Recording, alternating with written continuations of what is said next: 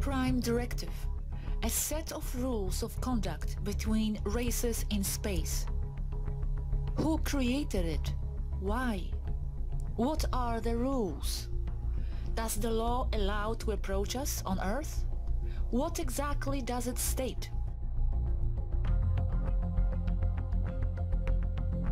Today, we will talk about everything related to this primordial law to understand a little more about our stellar families and to get closer and closer to understanding our position in life and the universe.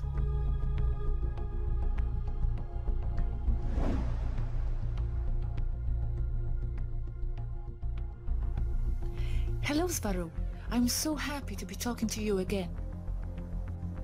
Thank you, I'm happy to be here with you also. Before, I would like you to maybe first introduce yourself a little bit. I just realized we don't know so much about who you are exactly. Everybody here has their own official roles and titles. I don't really at the moment. You can call me a guide behind the leader. Okay, thank you very much. Now, let's talk about the Prime Directive. Where did it come from? Who created it? Prime Directive was created as part of the primordial laws and rules when the Federation was created, some 850 to 900,000 years ago, linear Earth time. It's a set of rules to avoid or stop a stranger race from interfering unfatherly upon another civilization in a lesser state of development, be it intentionally or by accident. What federation? What is it? The Federation is a group or a cooperative organization of now close to 500,000 races and civilizations. It was created as the result of the need to cooperate and form an alliance during the time of the Great Expansion, when countless races, including ours, were being exterminated by the Orion Council and its members, mostly reptilian in nature. Orion Council are the reptilians? Yes, back then Orion Council was completely negative. But now, almost 2 million years after it was created, the original leaders of the Orion Council have evolved into kind and positive beings that are our friends and aiding Earth's ascension and liberation. I am talking about the Supreme Reptilians, the Alpha Draconians. So Alpha Draconians are now positive, yes? Not all, but most, at least in this quadrant of the Milky Way. Note that Draconians are one species and Alpha Draconians are a different one. Okay, let's put that aside for now. Going back to Prime Directive, what set of rules have there been established? The law of non-interference is one. What are others? There are others, but they are less important now, like trading rules, migration and starship travel corridors. Hola a todos. Aquí en este punto me gustaría recalcar un punto muy importante. La primera directiva, como ya sabéis, muchos fans de Star Trek, apareció en esta serie de Star Trek.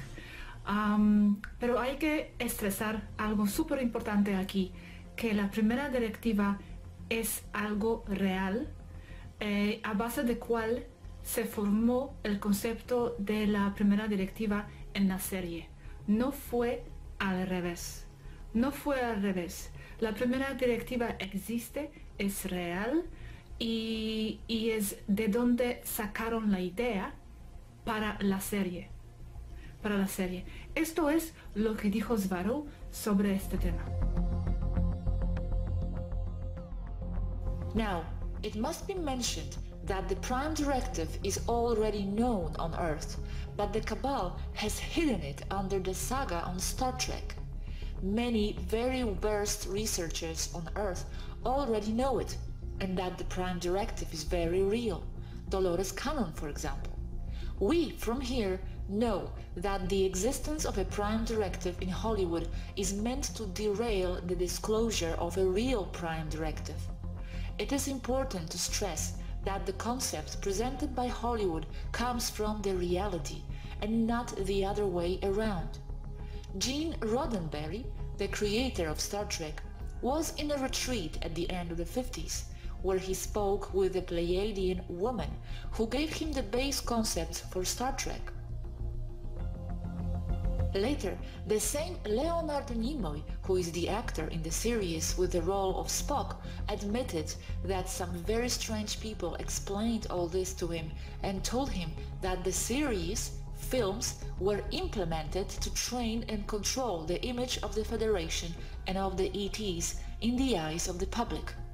The elite promoted it because it gives the public a fantasy, but similar to the real Federation. This under the premise that they hide everything in full view for esoteric, metaphysical and karmic reasons. It's just how the Cabal works. They must say everything to people, and they do, but they do it with mind control, so that people interpret everything differently. And this is not only about Star Trek, but at all levels of society. The Cabal must tell the people all their plans, because that way the karma, negative karma, is on the people and not on them. Okay, you said they must tell everything to people. Why do they have to do it? Who obligates them? The metaphysical laws that they observe, which are also related to the laws that other races observe, and that are directly related to the prime directive. But the elites modify them and twist them for their own purposes. Who sets all this in motion? Metaphysical laws, karmic laws, etc. It is very old, and it's coming from the other side, the spirit world, and it applies to both the real 5D matrix and the 3D matrix incarnation games. They are both tied to one another, the physical laws like the prime directive and the metaphysical laws. The prime directive is based on metaphysical laws. The agreements we all made from the other side, agreements about how things should be on this side.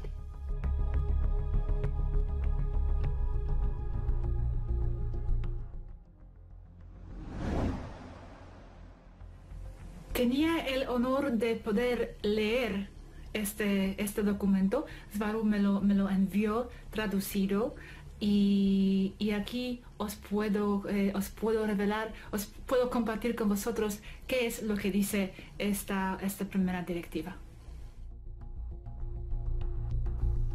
The prime directive is to serve as a moral, ethical, legal template and guide. The prime directive is immediately applicable to all cultures in any planet that have not yet achieved interstellar travel capacity and has not established an organized continuous relationship with an evolved external interstellar culture. Nothing within these articles of the Federation shall authorize Federation personnel to intervene in matters which are essentially of the domestic, local or private jurisdiction of any planetary culture or social system, or shall require the members to submit such matters to settlement under any articles of the Federation.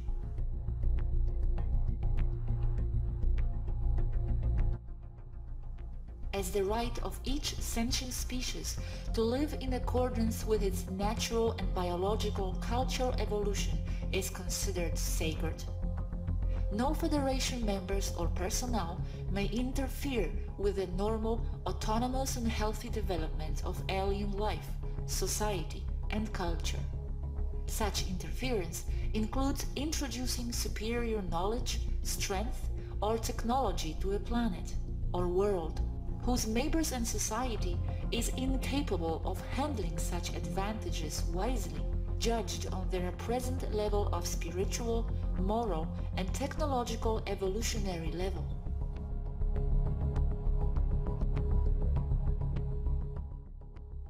Federation personnel may not violate this prime directive unless they are acting to right an earlier violation or an accidental contamination of said culture.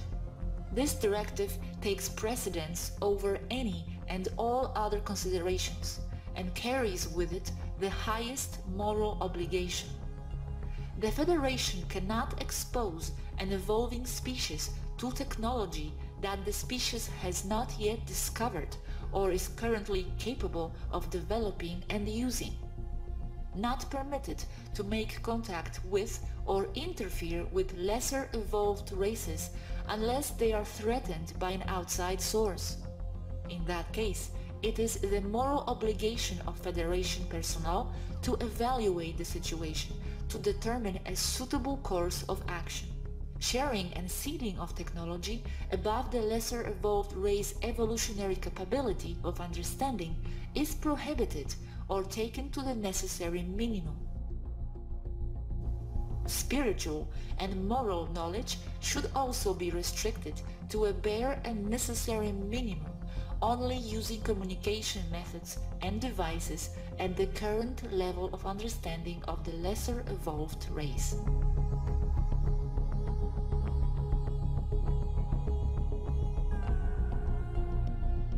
It is forbidden to interact or communicate with any native resident of a lesser evolved planet or culture using any device, appliance, machine, tool, weapon, or invention representing an improvement upon the science and technology already in existence upon said planet.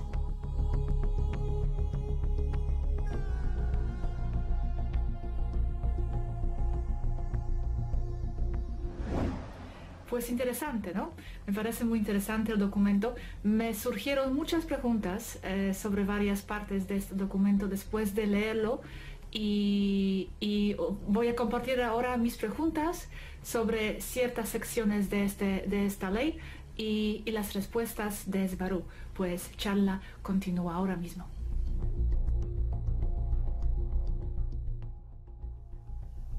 I have a big problem understanding the point in the directive about non-interfering in our matters when it is clear that the ET races have been here before, teaching, sharing, giving technology, inspiring, and some even manipulating our genetics. So how does it fit with the law? Manipulating genetics happens all the time, so set that apart for now. Sharing technology and teaching is done with tricks to get around that directive. One of those tricks is this one, as right now with you, as I am giving this information to someone that is not really of human origin, and I am using technology that is native to the planet. I, and we, must also admit that the Prime Directive has not always, or not always is observed. So influence and direct contact has taken place. Example of this is Rachel of Temer, face-to-face trying to talk sense into President Eisenhower. Okay, now I have a question about another part of the document, please. It mentions as the right of each sentient species to live in accordance with its natural and biological cultural evolution is considered sacred. However, from my understanding and from what you told me, our evolution here is not our normal cultural evolution. We have been imposed this particular rhythm of events, so to speak. We have been trapped against our will and natural evolution. Is that why also some of you feel it is okay for you, for example, to talk to us directly, like we are doing now? Because it could be viewed as a kind of interference otherwise, no? You are correct. And that's also one of the most important legal justifications for our forces to be here too, helping to correct the problem. The problem is that things are not as simple as they may seem or look, because at one level, people are being manipulated by an intellectually superior race, in inverted commas, that is toying with Earth people. But at another deeper level, souls are incarnating there precisely to have that experience, as a test to find their way home despite the manipulation, to remember who they are, to beat the manipulators at their own game, etc. Yes, I understand. There are a number of souls here coming for so many different reasons, and in some cases, they want to experience the squeezed experience. Also, it ties in with what we were talking about earlier.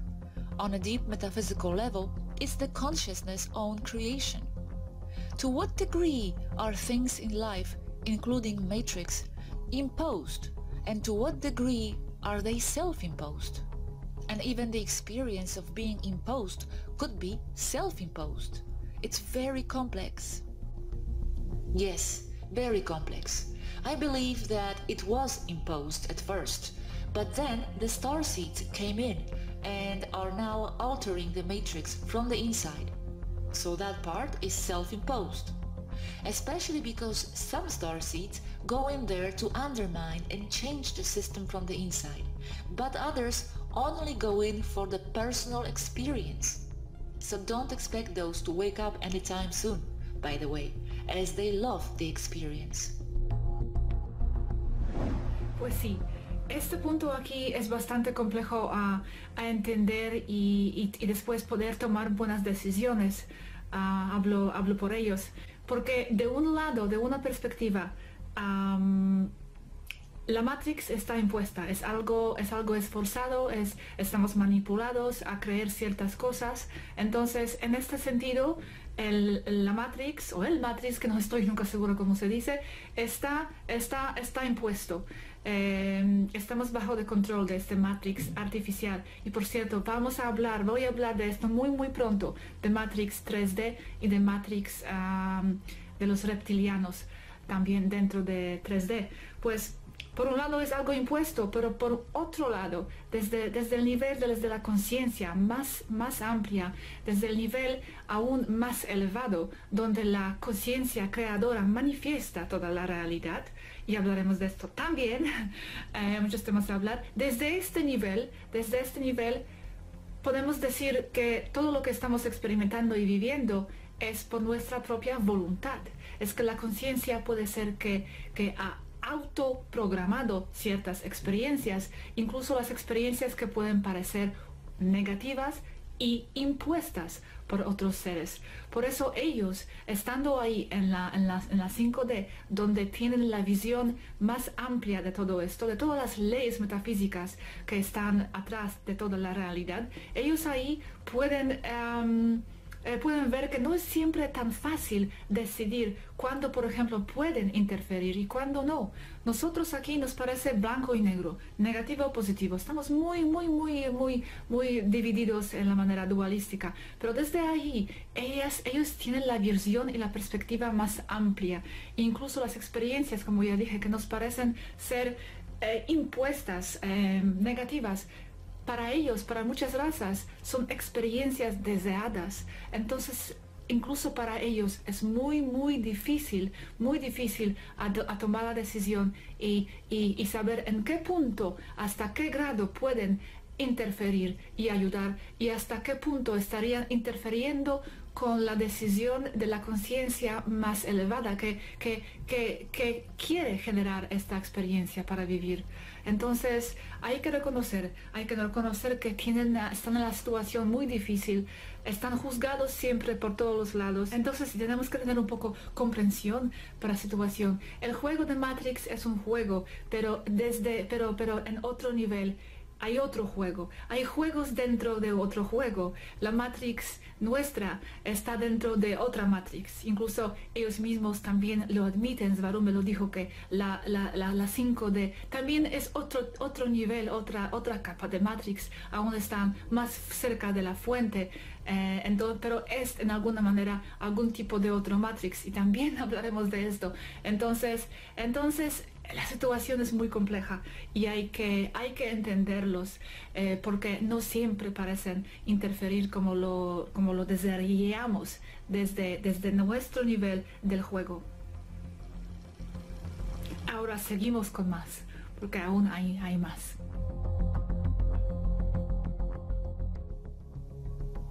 Okay, so how come sometimes these rules of non-interference have been broken?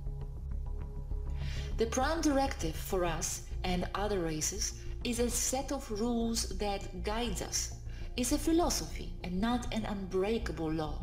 It is flexible and you can skip the given law under full responsibility of those who make the contact. We see the prime directive only as a guideline, a philosophy, not a dogma. It can be broken. Under what circumstances can it be broken? When the result will bring a greater good for all, but the assessing if it should be broken or not is a very delicate subject. Remember that at one level, on Earth, it is justified to intervene in favor of the people who are suffering clearly, but at a deeper metaphysical level, if we intervene, we will be going against the more expanded desires of the same people. I see. Have you broken it before with regards to our race? You as Taygetan Pleiadians. We've broken it too many times to even count. And have you been judged for that by whoever is in charge of the law? The organism in charge of overseeing this law is the Federation at its headquarters. Same way, the Orion Council is also doing the same at their level from their headquarters. They abide by the same law or their own? That's right. It's observed by both sides. Okay, the document also states, it is not permitted to make contact with or interfere with lesser race unless they are threatened by an outside source. Now we have the outside threat, the reptiles, right? That's correct. So why can't we be interfered with even more? I mean, in a more direct way, helping to erase the matrix more directly down here. Just asking. We do interfere, and a lot, and every day. Even now here with you, this is some sort of interference. Also, there are ships out there actively patrolling your skies. The problem here is that the people don't see them, and even while in strength here, we cannot solve it all. However, the matrix is coming down very fast. Things must be done step by step for a reason. Cosmologically speaking, it's crashing down at an outrageous speed. But I understand that from below, things may look different and slow. Things must come to pass first. You may be ready for an ascension, even overdue, but others aren't. Yes, I do feel that a lot of events happen behind our back, like prohibiting the mass murders in 2012 from taking place. And World War III like half a dozen times since then. We do interfere with the massacres too, as much as we can and all over the place. Many events almost took place, and others, their degree was mitigated. We've shot missiles down from the sky countless times. They never reached their targets. What were the missiles targeting? Different targets, populated areas, to start wars. The most recent one was stopping a missile in flight heading towards Hawaii just last month. It was supposed to start a war with North Korea. Who was it sent by? By a US submarine under the reptilian cabal control. But the fact is that we cannot make the bulk of the humans on Earth think we did it all, or we will be seen as saviors again. This fight must be won by the people of the Earth, and there are esoteric problems here at play as well, because there are collectives or groups of people who incarnate together and exit together, and it is their game to experience something seen as negative. So we cannot interfere many times. The problem is understanding and assessing when we can and when we must not interfere. It is never an easy task. Sometimes, yes, it's quite clear, but others it's a big debate. And many times we do have a timing pressure against us, so we do have to take split-second decisions. Mainly the fighter crews have to, like to decide to destroy the missile or not. Okay, and thank you then for all you do. I guess it's just that most people here are not aware of it all, and they go through a lot of suffering on different levels, and they would like to see your more open involvement. There is a lot of cruelty here and pain. Most of the people suffering there are not real. They are a program to instigate an emotional response upon the real people. Wow, that's a strong statement. I so want to go into the subject of non-real people sometime soon. Real people do suffer, but they go in there with a script, and that is controlled by them before going in there, and it states clear limits to suffering. Each one designed their script carefully and for personal reasons. And it's fixed unless you decide to go out of automatic life mode, as most are in, and take control over everything you want to experience there, jumping script to manual mode. Why would they want to experience something cruel and horrific? Why would any soul want to experience that? Because from the other side, you do see things differently, and it also depends on the point of view of the races incarnating. It may be a horrible experience for you or for us from our point of view, but just a wanted experience from the point of view of others. It's hard to accept, but it's the truth. Some souls do come in with a plan of this sort, and actually we are against these plans because it helps to perpetuate the problem and a lot. They also damage others in the way. But this is above us and our jurisdiction. But pain is pain though, no matter what perspective you are looking from, isn't it? I am afraid not. It's pain while in 3D. It's an experience from another side, a wanted experience. Pain and horrible experience is only a subjective point of view we agree on. Yes, but you do feel it. The experience is real. Yes, the experience is real because you are real. Okay, and the last question or comment regarding the Prime Directive. It also mentions non-interfering with a lesser evolving race. But when the 3D was placed, and we will explain that in next chapters, we were not a lesser race. We were the descendants of the Lyrians. So we are not the lesser race. The 3D was placed artificially. So we are not in the natural evolving society. Therefore, your so-called interference is justified. Right, and that's also why we do interfere, because you are an artificially lesser race, placed there by others. Yet, from a higher point of view, it is also by choice, because from the higher realms, everyone agreed on experiencing what they go through right now. They are ultimately no victims here. It is a mind bender.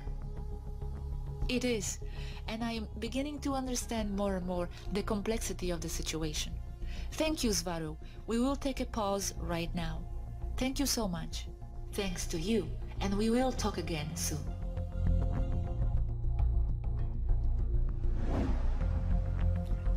Pues estos son los puntos más importantes de este capítulo. La primera directiva es real y no está sacada de Star Trek de ninguna manera. Es totalmente al revés. La primera directiva es una realidad.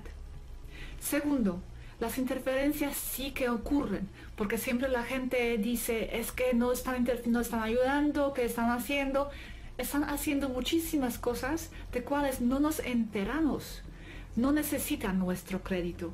No piden ser reconocidos por su trabajo en este momento. Lo están haciendo atrás de nuestras espaldas. Y en nuestros mundos, en nuestras vidas cotidianas, no nos enteramos de esto. Otro punto muy importante, que la ley no es una ley estricta, cual no se puede romper en ciertos casos. Es flexible, es guía y es una filosofía a seguir. No es una ley de ninguna manera súper fija. Pues espero que os gustó este video. Ahora en los siguientes videos vamos a entrar más ya en el tema del Matrix 3D y Matrix, el hackeo de los reptilianos. Explicaré de qué va todo esto.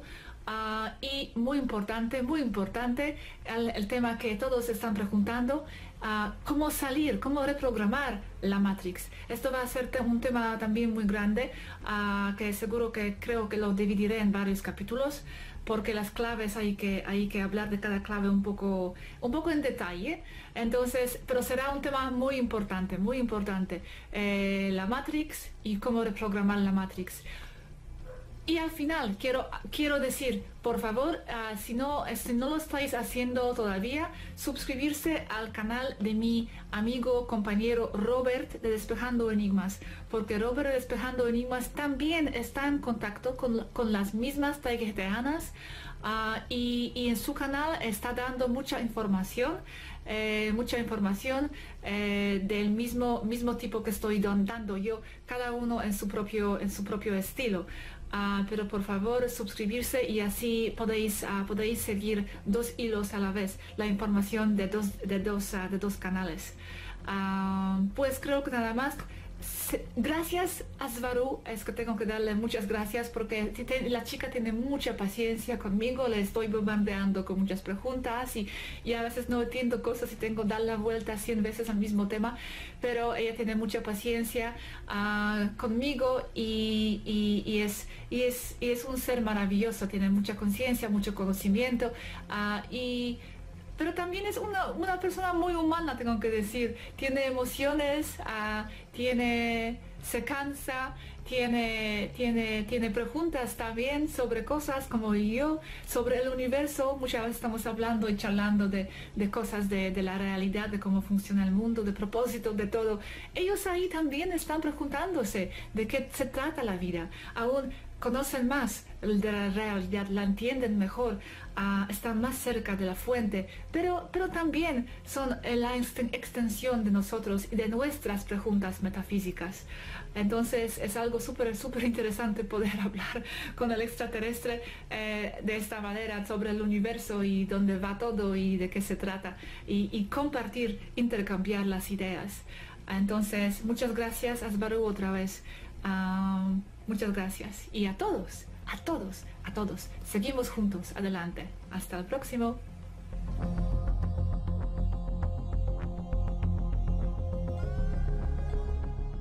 I want to give thanks to Svaru, Asket, Aneka, and all the Taigetan team for dedicating their lives to liberate the human race on Earth from the oppressors.